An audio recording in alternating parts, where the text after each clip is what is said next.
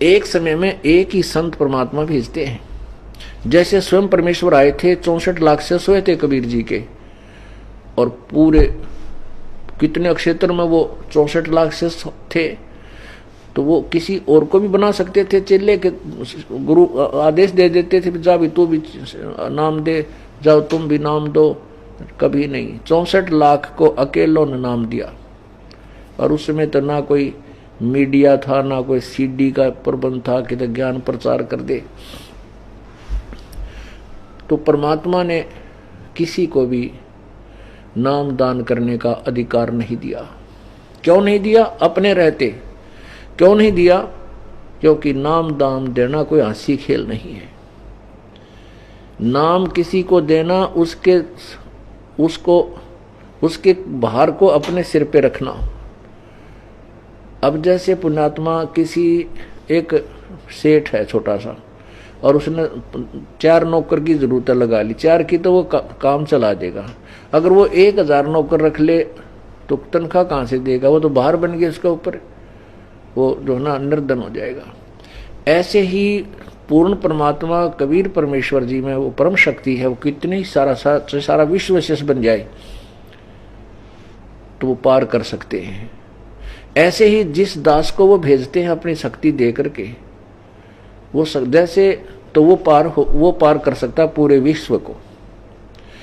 अब जैसे कोई एक चेयरमैन होता है एसएस बोर्ड का, उसको सरकार नियुक्त कर देती है कि तू ऐसे ऐसे इस सत्र की जो कर्मचारी है उनकी अपॉइंटमेंट कर दे योग्य को। तो वो उसको पेन भी सरकार देती है, इंक भी सरकार देती है, तनख्वाह भी सरकार देती है, कोठी और कार भी सरकार देती है। और फिर वो केवल एक साइन करता है नीचे एक अपॉइंटमेंट लेटर पे, अक्सर वही होते हैं, you are hereby appointed for the post of such and such, your salary will be such and such and these are the term and conditions, और नीचे साइन कर देता है।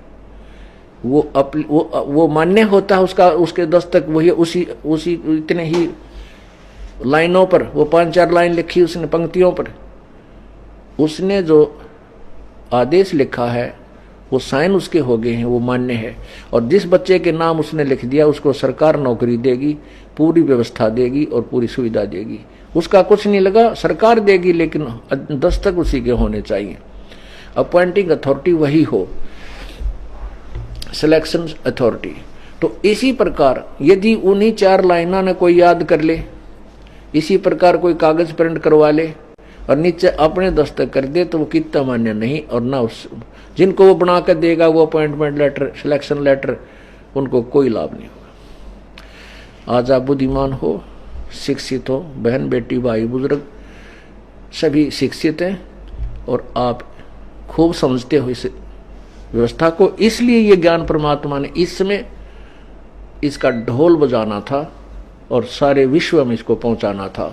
ये पहले ही निर्धारित था, परमात्मा ने आना था।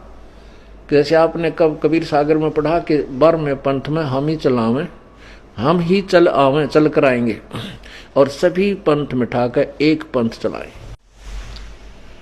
परमात्मा नहीं आए तो अपना कुत्ता ये दास भेज दिया आपको जगाने के लिए, भौंकने के लिए। धनवान लोग जाग जाते हैं जब कुत्ता भौंकता है, वो समझ जाते हैं कोई आपत्ति आसपास मंडराई हुई है।